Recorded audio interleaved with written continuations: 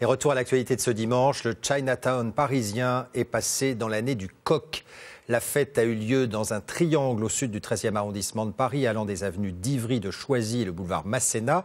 Arrivés en 1975, les immigrés sont aujourd'hui 30 000, soit 17% de la population du 13e arrondissement. Reportage de Virginie de la Haute-Maison avec Frédéric Askenazi. Beaucoup de policiers, les fameux pétards interdits et un parcours raccourci. Mais les mesures de sécurité n'ont pas gâché la fête. Les deux grandes avenues d'Ivry et de Choisy ont retenti de multiples sonorités. Ce défilé, c'est l'occasion de montrer une culture traditionnelle bien vivante. C'est la robe traditionnelle chinoise. Ça présente chaque nouvelle langue chinoise. On porte comme ça pour présenter aux étrangers notre culture. On peut offrir de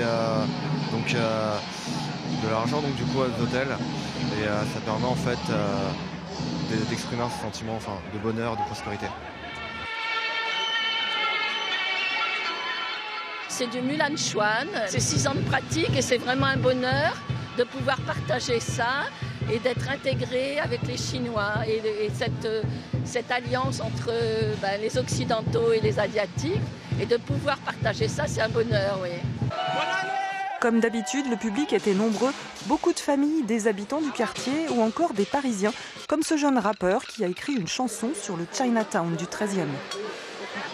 Moi, c'est la couleur, les dragons, la différence, la diversité. C'est important. C'est surtout l'échange culturel en fait. Je trouve ça très beau surtout. Ça fait plaisir surtout quand on vient en France et de voir ce genre de choses, c'est très agréable. C'est super important de voir notre culture et voir le défilé. On a l'impression de voyager un peu. 2017 sera donc l'année du coq de feu, une année mouvementée, mais où les gens seront, paraît-il, plus courtois et moins entêtés, d'après les astrologues chinois.